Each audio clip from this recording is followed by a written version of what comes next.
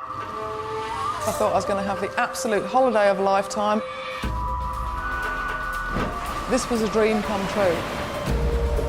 But during this time, this chap moved into the bungalow next to me. His name was Robert. And he basically said that if I was to take a small package to Tokyo for him, he would give me £1,000.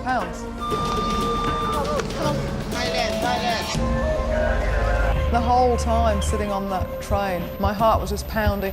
And I just felt as though everybody on that carriage knew what we were doing. I kept thinking, get off the train. But it was too late to get off the train. If I'm honest, I knew I was going to be arrested and I just knew it was all going to go wrong. I could have got rid of the drugs. I should have done. When we walked into the airport, two men ran up behind me and they just grabbed my bag and dragged me to the customs room. Look, you've got nothing to do, I don't know what you want about. Robert, tell them the truth. And of course then I did begin to panic because I thought there's no way out of this at all. They will impose the death penalty. I was 27 at that point.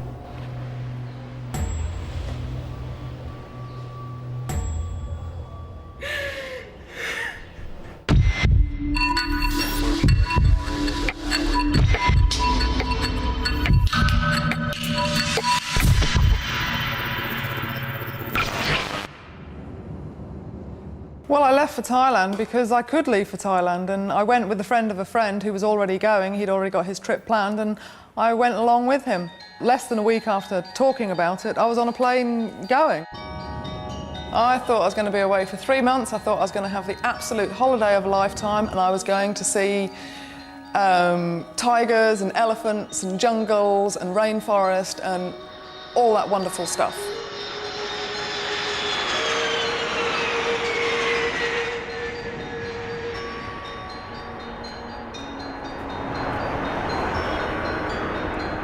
We decided, John and I, that we were actually going to walk to Bangkok because it was a nice day. It was about 5 o'clock in the evening, so the sun's not going to go down for hours because, of course, the sun doesn't go down for hours in the middle of the British summer. Wow. So we started to walk to Bangkok along an 8-lane highway, past loads and loads of bus stops full of people and children coming home from school and things. And taxi drivers would pull up and say, you know, do you want a lift? And cab to Bangkok. We're like, oh, no, no, no. They look so miserable. I promise you, this is the best way to see Thailand. Well, when I first got there, it was just totally overwhelming, and I was excited and anxious and a little bit nervous and cautious, but almost I was on sensory overload, really, with the sights and the smells and everything that was going on around me, and I was just in awe of the whole place, really.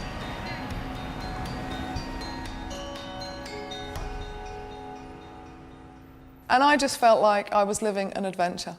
It was great, and I just loved it from the very beginning. I really did.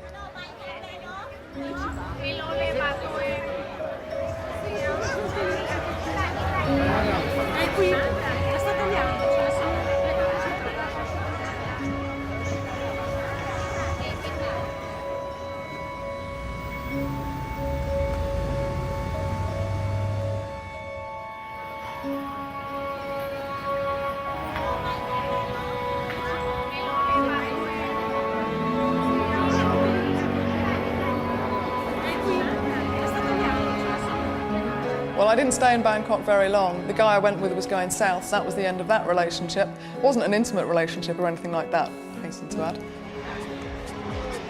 And that's when I saw the Khao San Road, which is the sort of young, hippie backpacker area, and I was quite disappointed with it, really, because it was so Western. It was not like being in Thailand at all. And I honestly didn't stay in Bangkok very long. It was a bit too much at first. It was just so overwhelming.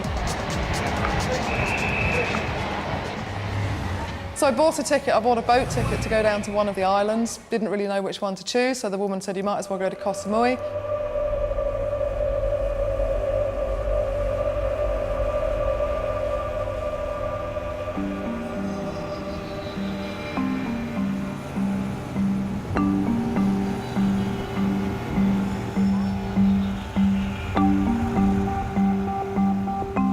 You know, when that boat docked in the harbour the next day, I honestly had to start pinching myself because I thought I have died and gone to heaven. I have landed in absolute paradise on earth. Check this out.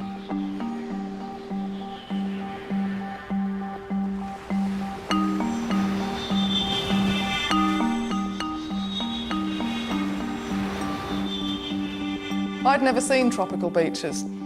But within a couple of days of being there, I just knew I was born to live on a beach, because I just came alive on that beach. I loved it. The white sands and the turquoise waters, and I was into the water sports and the volleyball on the beach, and I just loved it. And you know, for another 5 weeks I stayed down there, and my life just drifted on by as I became the stereotypical beach bum.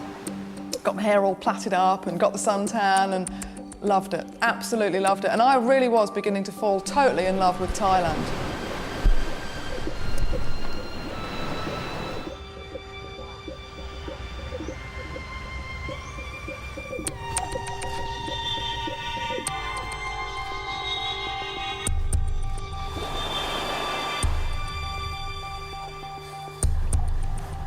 As I was laying in my little bamboo bungalow this one night, the person in the bungalow next to me was playing some sort of tinkly music, and as soon as I heard that music, I realised I haven't had enough. I have not had enough of this incredible country.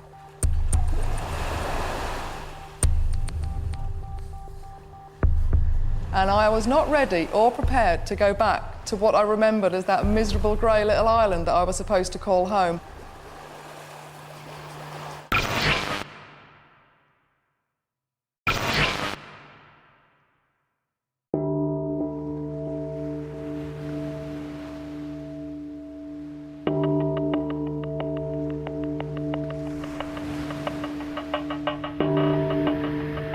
I went straight back to the city, and I got work, and I got an apartment, and I got a social life, got a boyfriend, loved it. I loved Bangkok.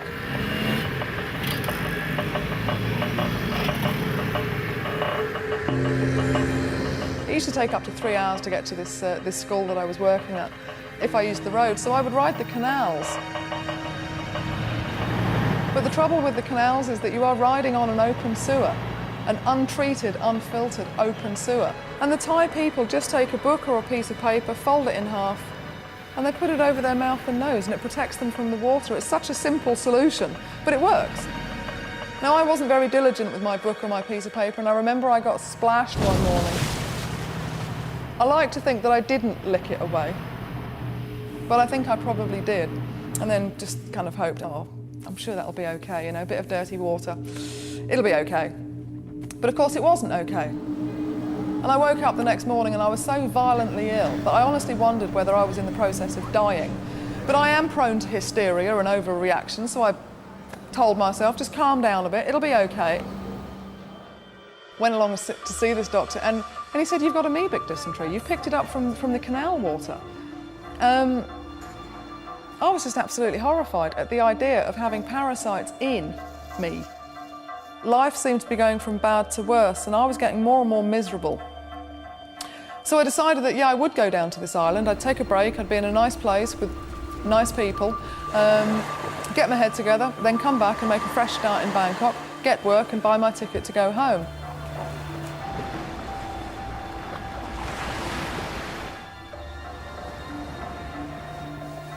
Shortly after going down to this island, I woke up one morning and I was really quite ill. And I was ill with a headache and a fever and really just not feeling 100% at all. And of course I'd caught dengue fever. It's a bit like malaria. The biggest difference between dengue fever and malaria is that they can't treat dengue fever. The headaches were so intense that I used to sit in the shade wearing a baseball hat and a pair of sunglasses. And I would still feel as though my head was going to explode. I just wanted to come home. I didn't have any money. I mean, I had enough to survive on, but I was literally counting the pennies. So I'm down on this island, and paradise had actually turned into hell on earth. I felt so alone. I had no connection with any of the foreigners who were there, who were all there on holiday, enjoying the beach. I wasn't on holiday, I wasn't enjoying the beach, and I just didn't want to be there.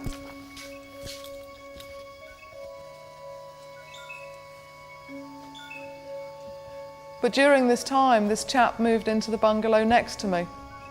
Right. You English? Yeah, you. Yeah. Hey. His name was Robert. Sandra.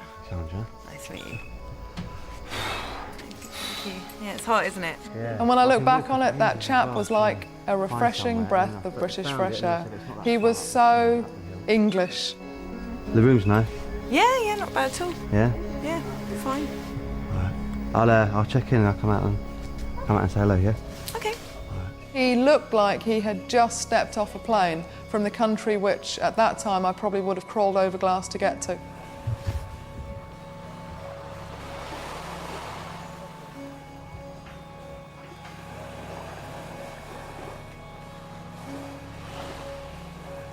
We didn't spend a lot of time with each other, we didn't get to know each other, but it was nice just to touch base with him and talk about the weather, because you do when you meet an English person, you talk about the weather. I can't say I clicked with him. I can't say I actually connected with him in any deep way. We didn't really have an awful lot to do with each other. He knew I'd been away from home for a long time because I didn't have the money at that time for a ticket home.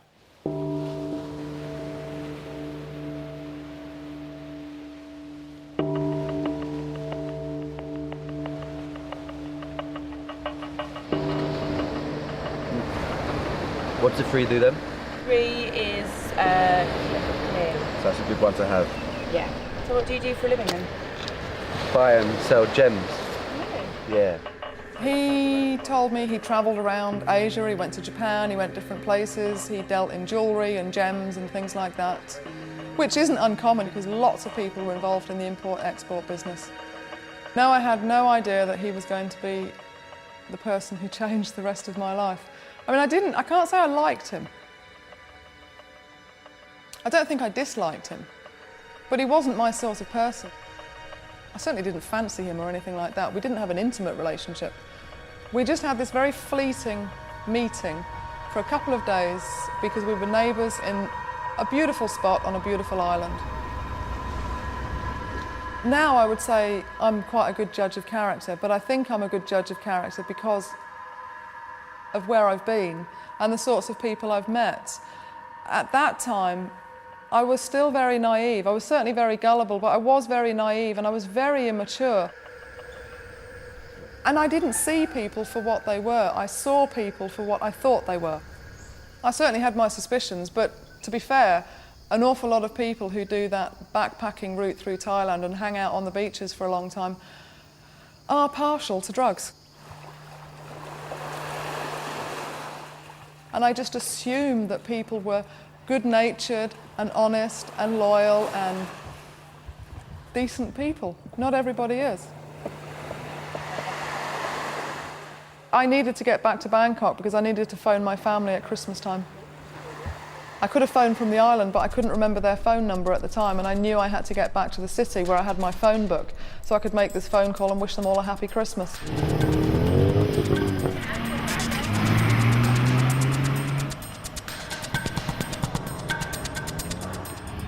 And I made it just in time, just before the 25th, and I phoned.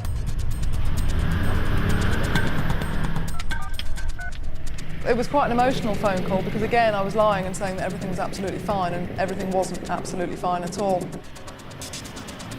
I'm not really a fan of Christmas, and I never thought it was that important, but that was the first Christmas at which I would have given just about anything to be sat there with my parents. A few days after Christmas, the dengue fever had started to pass. I was feeling a bit better. I was out shopping one day, or doing something in Bangkok, and I bumped into that guy from the island, Robert. You alright? Hey, how you doing? I was just standing there, I just was walking past like that. Whether it was a coincidence or not, I don't know. Whether it was fate, some people talk about fate or your destiny, or... We was back at the hotel, but... I don't know. young. I can only surmise on that one, really. Yeah, why not? That'd be cool. Yeah. It certainly changed the course of my life, though. Have you been, There's a really nice little place I know around there, actually. But you still trying to, like, get back? Have you sorted out money yet? No, I've had a bit of a nightmare. I've had bits and pieces of work. It's just kind of... He said he had an idea how I could raise enough money quite quickly to buy a ticket back to Heathrow. Would I like to listen to his idea? And I was hugely grateful. I thought, wow, if he's got a good idea and he's prepared to share it with me, then that's wonderful. Thanks very much. So, you've been all right? Yeah. I'm still not well. Still feeling a bit shit? I just want to get home, to be honest. It was good to bump into you, actually. And he basically said that if I was to take a small package to Tokyo for him, he would give me £1,000. That's the thing I was saying to you back there. If you want, I can help you out a little bit. Or if you're looking for a bit of work, I can just get you to, if you just carry a package for me. Where to? Yeah, just a package. And of course my mind started to tick over that, oh, well, it's a package. It sounds a bit dodgy, doesn't it? A package to Tokyo. It's up to you, like. But he'd told me he was a jewellery dealer, and I assumed that what he was talking about would be gems. But as I was pondering this gem smuggling and, oh, I don't know about this, it all sounds a bit dodgy, I saw the back of his left hand. What have you done to your hand? I hit an artery instead of a vein the other day. Nice. Yeah. And that was the point at which I realised he seems to have a bit of a problem with drugs. Well, what exactly is going to be in this package then? Just some heroin, just like for me in the room. What to do, what with? To sell or? No, that's the thing, it's nothing like that. So that's why I wouldn't ask you otherwise. If it was, He was very matter-of-fact about it. He didn't try to persuade me. He didn't con me into doing it. He just asked me if I wanted to do this or not. to see us through for the 5 weeks, just so we, Okay, well, I'll have to think about it. Yeah, well, we'll think about it. Yeah. All right. I will. Yeah? I will. Thanks. Well, I was a bit surprised, and I didn't really know what to say. And I didn't say anything at all. I went home. And I thought only that, well, you know, it's not my fault he's a heroin addict. It's not my problem, it's not my fault. I didn't force it on him. If I didn't do it, somebody else was going to do it.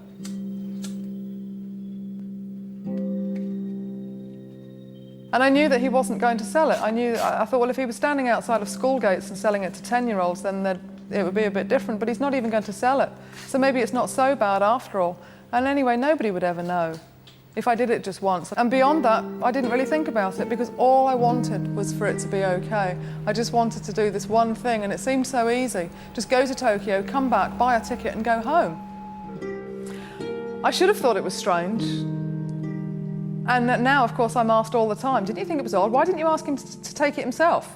Well, that's logic thinking, and I wasn't thinking logically. And I think being English, I trusted him. He was the same age as me, same nationality as me, and I just assumed I could trust him. And if I'd stopped and thought about it for long enough, I wouldn't have done it. And if I had have done, somebody would have said, go to the embassy. The embassy will help you. Phone home. There's ways out of this. There's people there to help if you're having a problem. And I could have asked for some money. But I didn't. And I didn't because, well, pride always comes before a fall. And I'd gone away on a holiday of a lifetime. And I thought that in asking for help, I would be admitting defeat. I didn't need £1,000. I needed about £500 for a one-way ticket to go home.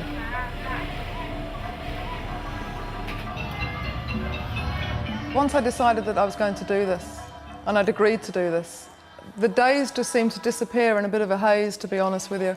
I didn't think about the negative consequences, and I didn't make a list of pros and cons. All I was thinking about was just do this one thing. Just do this one thing, get it over with, come back, buy a ticket and go home. Well, the morning of the 5th of February, it's hard to describe how I was feeling because I wasn't really feeling anything. I was feeling very numb, as though I was living in a bit of a dream.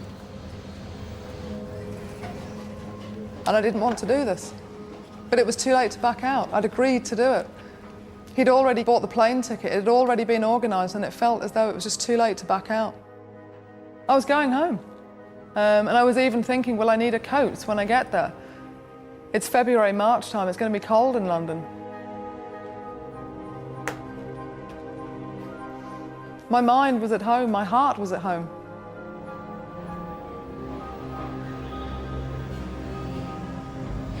About halfway through the day, I'm not sure what time it was, Robert came round.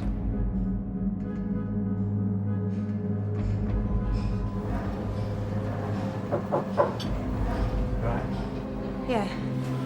How you doing?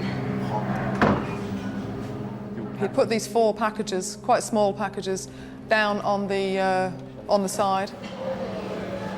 That's it, basically. They were wrapped in masking tape. He'd already wrapped them. Okay. Yeah. And I was not going to be putting these in my pocket. It's all well wrapped up and everything. And I didn't want him to be there. I didn't want to see him. I wanted him to go away as quickly as possible. I just wanted this to be over. I'll see you in a bit. See you later. See you later.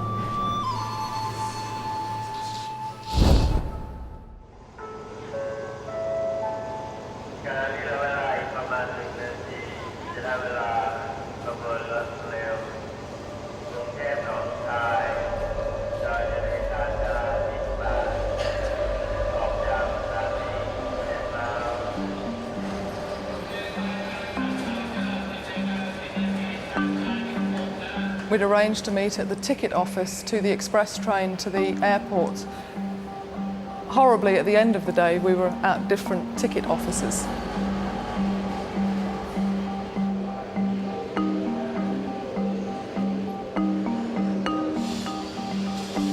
I spent what seemed like days and days sitting at the station waiting for Robert. It wasn't days, it was probably about an hour. And the time was ticking by. I kept looking at my watch and realising he's late, he's not here, where is he? And I had a sneaking feeling somewhere in the back of my mind or the back of my heart that this was all going wrong. If I'm honest, I knew I was going to be arrested and I just knew it was all going to go wrong.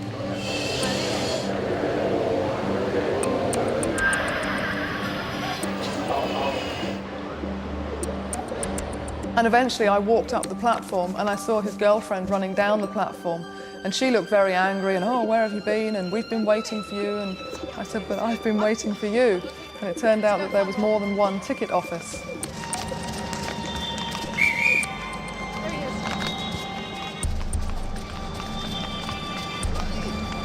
Come on.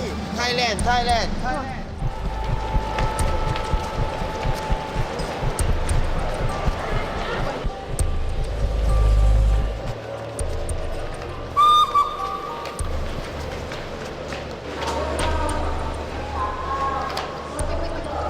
We eventually found a train that was going to the airport. It wasn't the express train, it was just a normal train that stopped at every single train station on the way to the airport.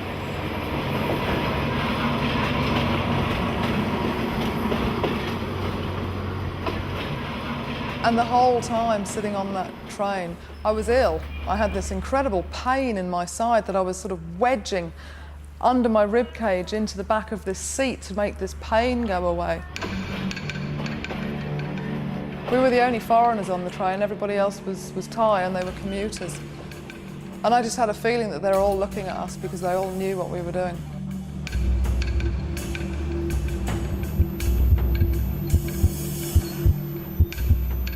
My heart was just pounding, I was sweating, I was ill, and I just wanted it over. And again, I kept thinking, get off the train and either go home or get in a taxi and go separate. And shortly after we'd got on that train, there was actually a citizen's arrest.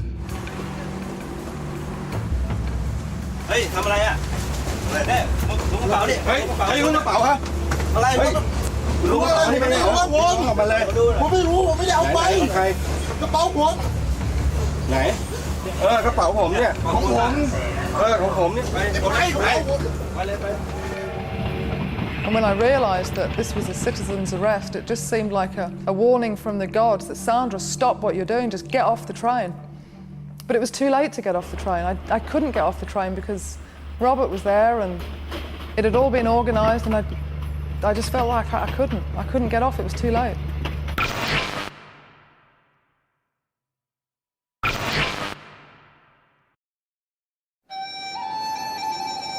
When we walked into the airport, it just seemed very, what we were doing became very, very real.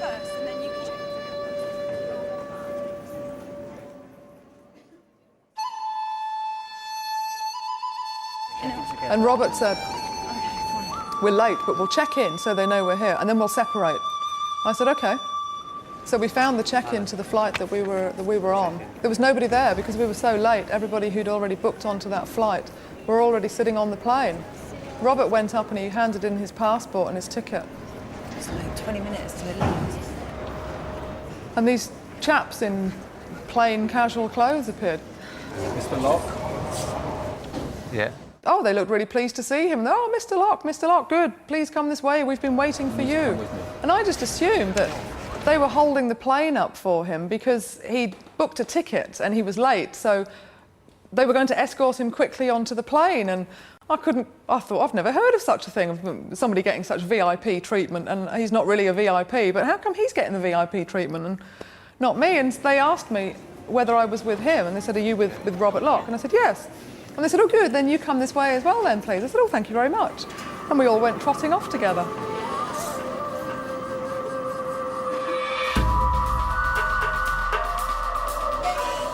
But we went all the way through the airport, down this little corridor and into this little room.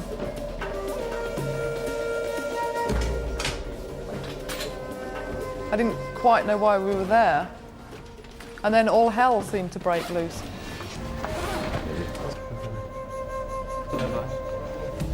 Can you kind of explain what you're doing, or? And I looked up to my left, and there was a board covered in photographs, and on the top of the board they'd written customs seizures. And that was the point at which I realised that these chaps from the check-in counter were actually customs officers. Just a book. They had received a tip-off about Robert, and the British Embassy had told the Thai customs to wait for him at the airport.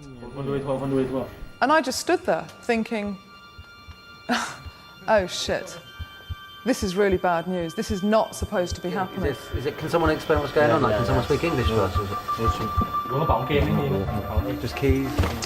I had a feeling in the morning that it was all going to go wrong, and there, lo and behold, it was going all terribly wrong. But nobody was interested in me or my bags, or they didn't take my shoes off or look in my belt or anything like that.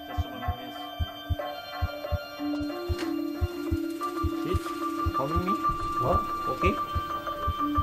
Where? This coming minutes. This one. Okay. I don't know.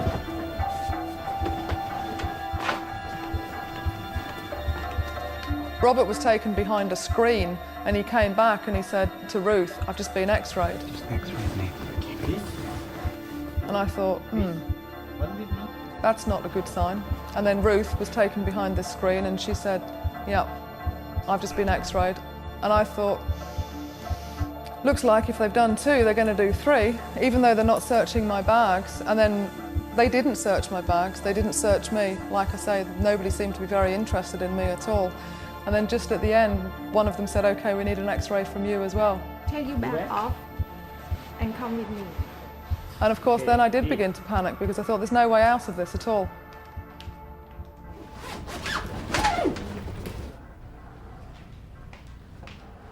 So they took an x-ray, and then they said, you can take your bags and you can go now. And we left. I just assumed it hadn't showed up on the x-ray. And I thought, well, gosh, that was quite lucky, wasn't it? It obviously just hasn't shown up, and we're okay.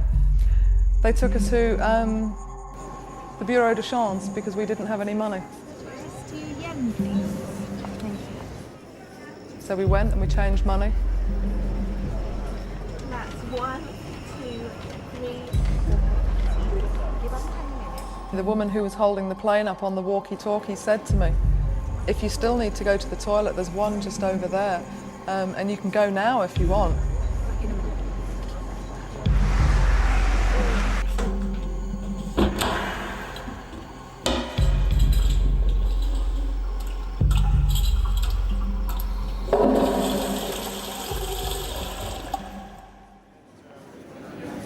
It's okay, I'll go on the plane. Are you sure? Yeah, that's fine. I didn't go to the toilet. I could have got rid of what I had. I could have got rid of the drugs. I should have done. I shouldn't have done it in the first place. Thank you. Thanks very much. Bye. I thought Robert will be annoyed at me. He's bought the plane ticket.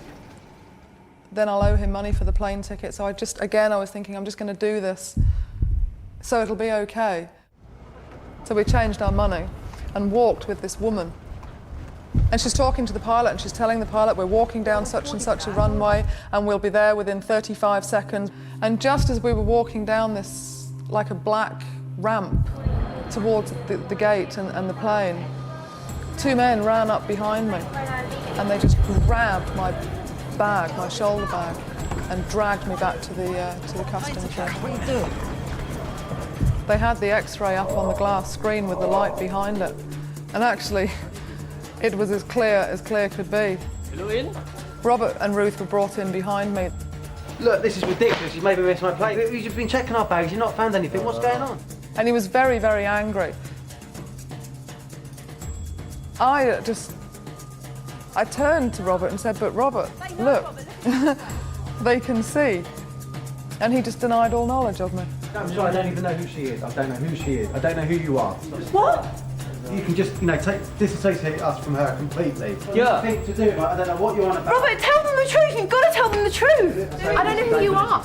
Don't know. We had never discussed what would happen or what we would do if we got caught. I just assumed, and I assumed too much, obviously, but I just assumed that A, we wouldn't get caught, and B, if we did get caught, that he would maybe be in it with me.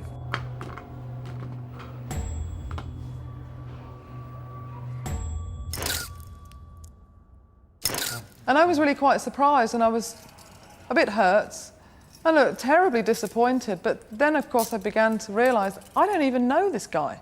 I've just done this thing for him. I don't know him. And all of a sudden, of course, I felt very alone. And I was actually very alone because almost immediately we were all three separated.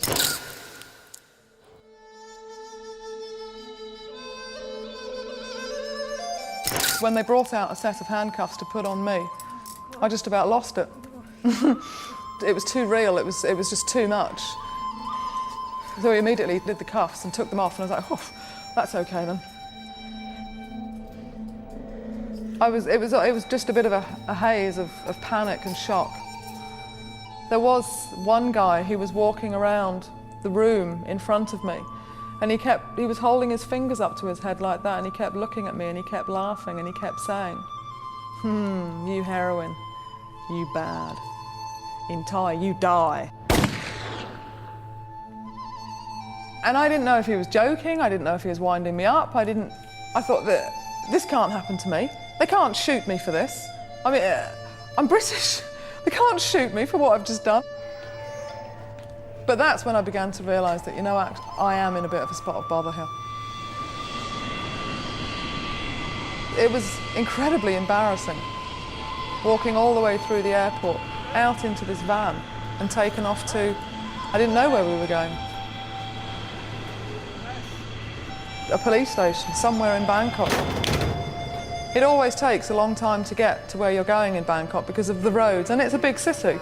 The traffic wasn't too bad, but it still took quite a long time. I fell asleep in the van. I always fall asleep when I've had a shock.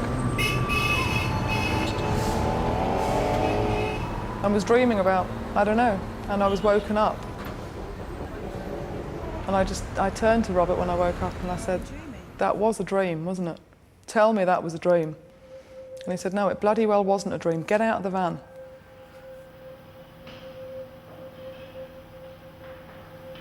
We were put in separate cages that were opposite each other and separated by a walkway.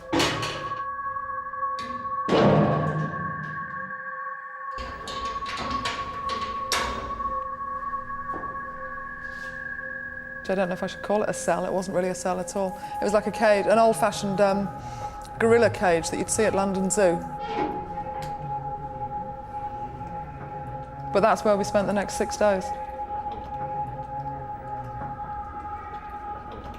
I felt lots of things over those next few days. I felt just total shock and disbelief that this cannot possibly be happening.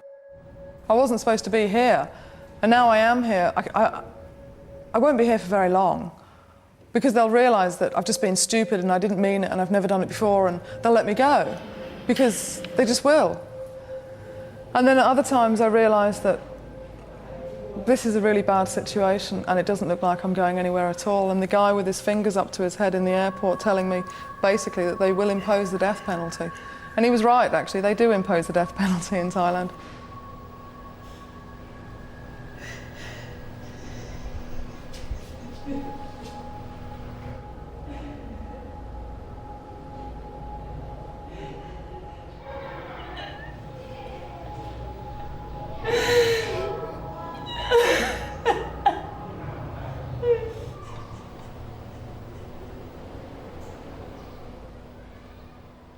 I was so totally disgusted with where I was and what I'd done, and I was so disgusted with myself and so ashamed of myself that I bought a piece of paper and a pencil from the policeman downstairs, and I wrote a letter to my parents. And I wrote and I told them to forget they'd had a daughter. And I just thought that if they were to do this, they could just move on with their lives. I told them to burn all the photographs, tear up all my letters, never mention my name again. Just get on with the rest of your lives and forget all about me. A woman came from the British Embassy to see me, as they always do when there's been a foreign arrest in a country.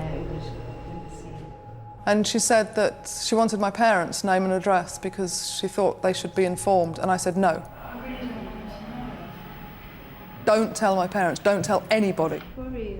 And she said to me, well, Sandra, the media might be quite interested in this case. And I thought, well, she's off her head. Why would the media be interested in this? And she said it would be better for your parents to hear the news from us than to hear the news from a reporter or to hear it on the radio one day. So I gave her my parents' address and their names, and they sent the policeman round to their house, and this policeman knocked on the door and told them. And I assume he told them to sit down because he had some bad news. And then he told them that their daughter had just been arrested in Thailand on a drugs charge.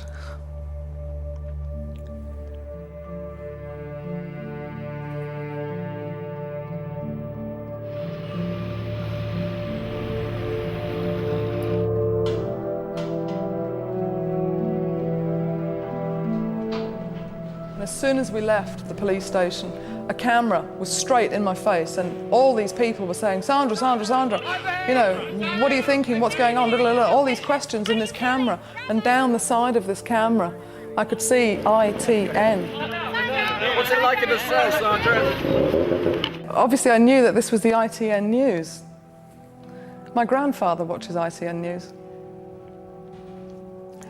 And as I walked out of the police station, I thought, this is going to kill him. He's going to get up in the morning and he's going to turn his television on. And he's going to see me being taken to court, and this is going to kill him.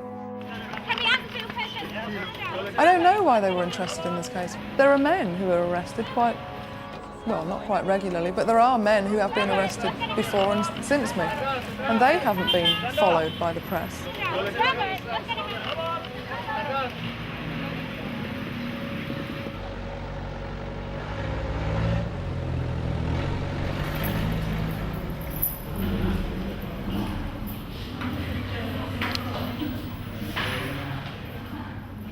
The next morning I was called for a visit, and somebody said to me, oh, your parents are in the embassy room. And when I went out, it was very emotional. And they just looked so old, they'd paled, and they just looked so small. And they just looked so out of place there. And they came and they sat down, and there was chicken wire, so you couldn't pass anything through. And my parents stuck their fingers through the chicken wire.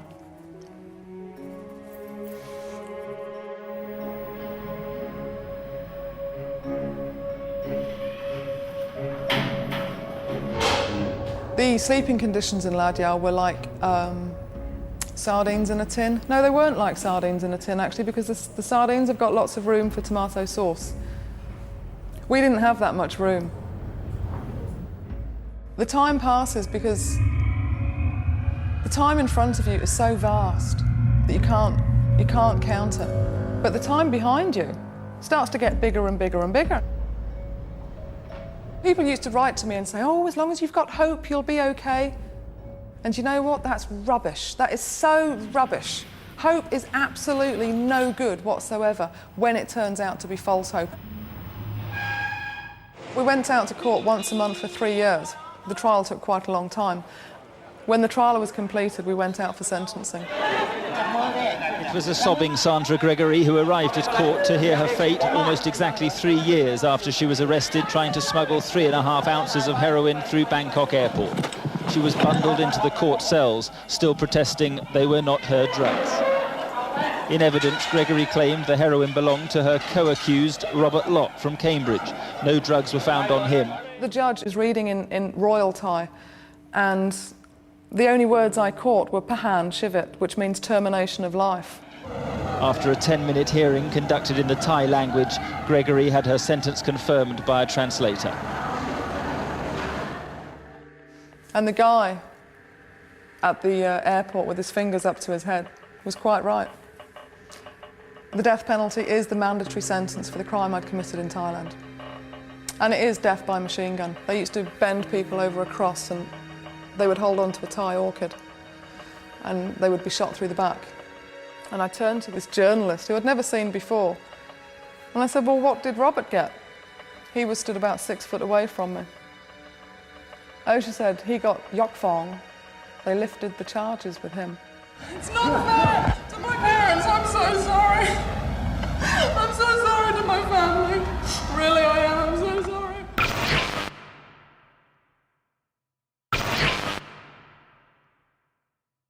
After a 10-minute hearing conducted in the Thai language, Gregory had her sentence confirmed by a translator.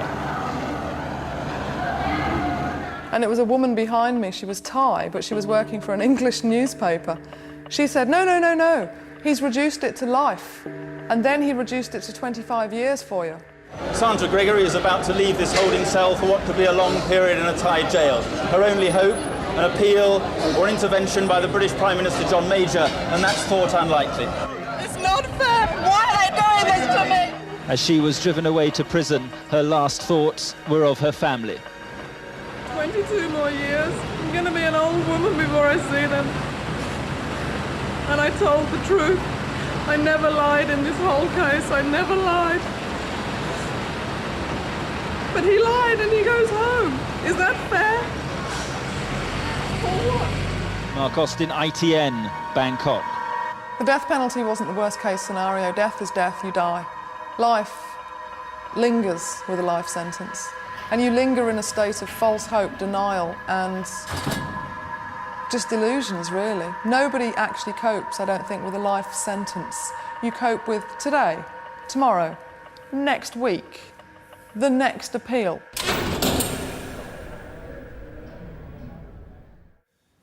I spent 4 years, 4 months and 4 days in Lad Yao prison. I wasn't counting.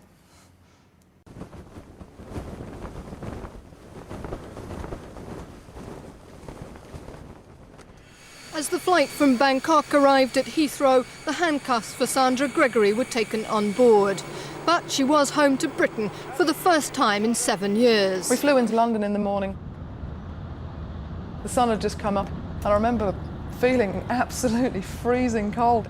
I was driven through London in the back of a van, and London looked so clean and it looked so orderly, and there were children going off, waiting at bus stops in their school uniforms, going off to school, and people going to work. This is what I remember. This is home. I've finally come home.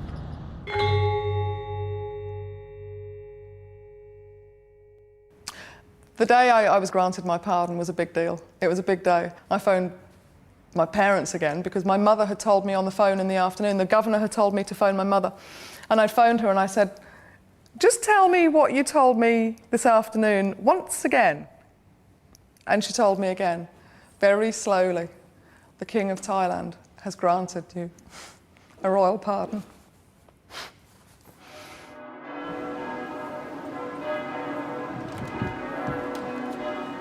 In 2002, I went to university for a geography degree. So I've spent the last 3 years at university, and that was my whole entire focus. Tomorrow is my graduation ceremony. It's all pomp and tradition and ceremony for ceremony's purpose, and I wouldn't really go. But my parents are calling it a proud day, so I'm going for them. Today's been a good day. It's been a very good day today. It's been the conclusion of the past 3 or 4 years. It's quite sad in a way. Yeah, I think finally I've done something to make my father proud. In the book. So he didn't forget that he had a daughter. He's actually quite proud of her, which is nice. I know I'm a bit old to be caring what my father thinks, but I do still care what he thinks. because he's a good guy and it's nice to see him happy. And I'm happy with me as well. Well, for many years, I'm afraid she was a pain in the neck, and I never dreamed we'd have a day like today, but we couldn't have anticipated a day like today. It was just beyond belief. I mean, our thoughts were so crammed with the problems and persuading the King of Thailand to give up. That was our focus.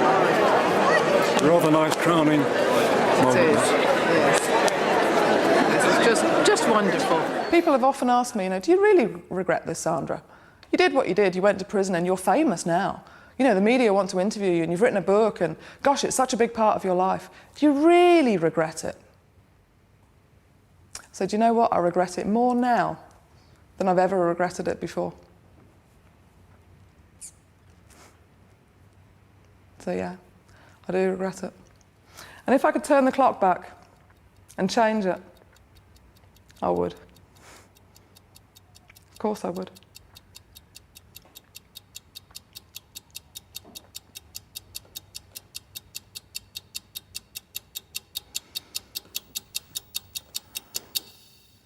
Next week in Banged Up Abroad, we hear the story of Mark, who not only risked his freedom, but like Sandra, put his life in jeopardy when he became a human donkey carrying cocaine from San Francisco to Australia.